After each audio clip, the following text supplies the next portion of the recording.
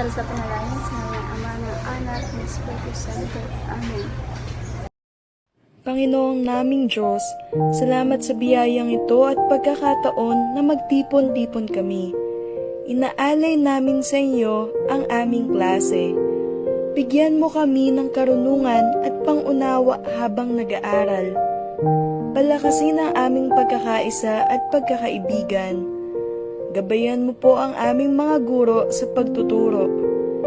Ipinagkakatiwala po namin sa iyo ang bawat araw na aming tatahakin. Amen. Ang paksang tatalakayin natin sa araw na ito ay tungkol sa ang katangian ng tao. Ano nga ba ang katangian ng tao? Ito ay ang pagpapakilala sa kahulugan ng pagiging tao at pagpapakatao. Ang pagiging tao ay may pisikal na katangian at kakayahan ng isang individual.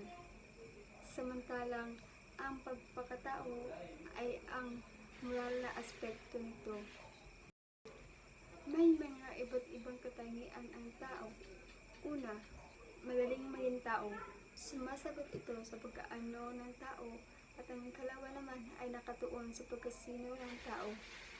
Ang tao ay may isip at kilos-loob, may konsensya, may kalayaan at dignidad. Ibig sabihin, ang lahat ng katangian ito, may isip, may kilos-loob, may konsensya, may kalayaan at dignidad ay mayroon na tayo simula nung tayo ay pinanganak. Kaya naman, madaling maging tao kahit ayaw natin o hindi natin gustuhin. Noong isinilang tayo, mayroon na agad tayong mga kakayahan ng tao. Meaning, ipinanganak tayo bilang isang tao. At ganun lang kadali maging tao. Next is, mahirap magpakatao. Tumutukoy naman ito sa persona ng tao at binubuo ito ng mga katangiang napapukod-tangis sa kanya at sa kanyang kapwa-tao. Sa kanyang pag-iisip, sa kanyang pagpasya at pagkilos, naging bukod-tangi ang bawat tao. Hindi ipinagkaloob sa kanyang pagkasilang ang lahat ng mga katangiang nagpapabukod-tangi sa kanya. Dahil unti-unti niyang nililikha sa kanyang sarili ang mga ito habang siya ay kakaedad. Ibig sabihin, mayroong mga katangian ang pagpakatao na hindi likas o hindi natin kasama noong tayo ay ipinanganak. Ano nga ba ang katangian ng tao na hindi kasama noong tayo ay isinilang? Ito ay ang pag-iisip, pagpapasya at pagkilos. Ang mga ito ay natutunan natin at nahuhubog sa atin batay sa ating mga nakakasalamuha. Sa ating mga karanasan at sa ating komunidad na ating pinalalakihan, kaya naman mahirap magpakatao dahil maaaring dahilan sa mga bagay na nakakaapekto sa ating komunidad ay naging mali ang paraan natin sa pag-iisip, pagpapasya at pagkilos, kaya hindi madaling magpakatao. Next is ang tao bilang individual. Tumutukoy ito sa pagiging hiwalay niya sa ibang tao. Ibig sabihin, nagsimula ito nung tayo ay isinilang. Simula nang mag-okupa tayo ng espasyo sa mundong ito, tayo ay isang tao bilang individual at isang nilalang na nakahiwalay sa iba pang nilalang. Kaya, tao bilang individual. Next is ang tao bilang persona. Isa itong proseso ng pagpupunyagi tungo sa pagiging ganap mo siya. Bilang persona, may halaga ang sa kanyang sarili mismo. Ito ay dahil bukod tangi siya, hindi siya mauulit at hindi siya mauuwi sa anuman. Ibig sabihin, hindi lang tayo basta magkahiwalay sa ibang nilalang, kundi tayo ay naiiba.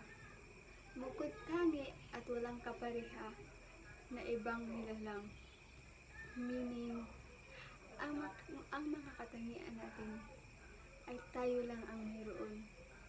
Maaaring tayo ay may kaparihan ng katangian. Physical man o hindi, ngunit hindi kamukhang kamukha o hindi ka-level ng ating katangian, ang katangian ng iba. Kahit pa sa kambal ay mayroon silang katangian na nagkamukha, subalit hindi ito parehas dahil ang tao ay bilang persona o tao na natatangi at walang kamukhang iba pa. Sa tao bilang persona ay isa itong mahabang proseso ng pagpupunyagi o paghanap sa ating pagkasino. Para naman malampasan natin ang prosesong ito, mayroon tayong 3 katangian dapat kagayin bilang tao. Para naman malampasan natin ang prosesong ito, ay mayroon tayong 3 katangian na dapat taglayin bilang tao. Una, may kamalayan sa sarili. Pangalawa, may kakayahang kumuha ng bukod o esensya. At pangatlo, umiiral na nagmamahal.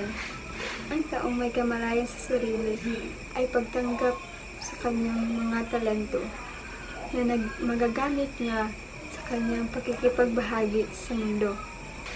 Ibig sabihin, upang malagpasan natin ang yugto bilang persona, ay kailangan magkaroon tayo ng kamalayan sa ating sarili.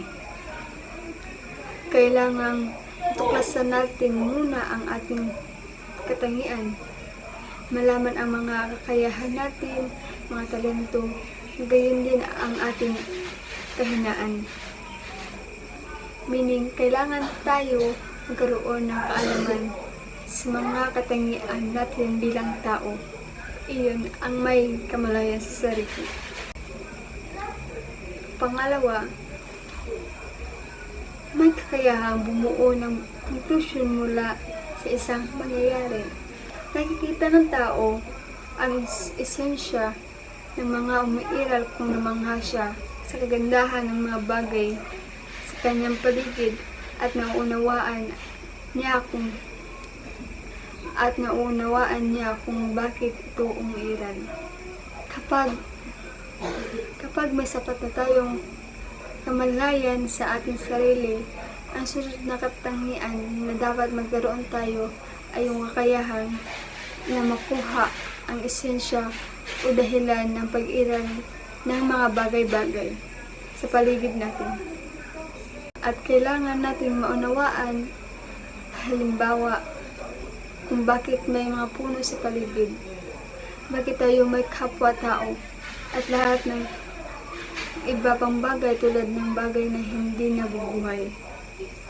Tulad ng bundok, hangin, ulap, bituin, at iba pa. Kapag naunawaan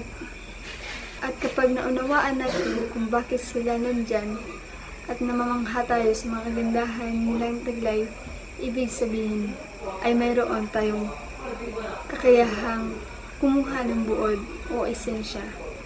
Ang tao bilang personalidad, ito ay ang pagkamit ng tao ng kanyang kabuuan at resulta ng pagpupunyagi sa pagbuo ng kanyang pagkasino.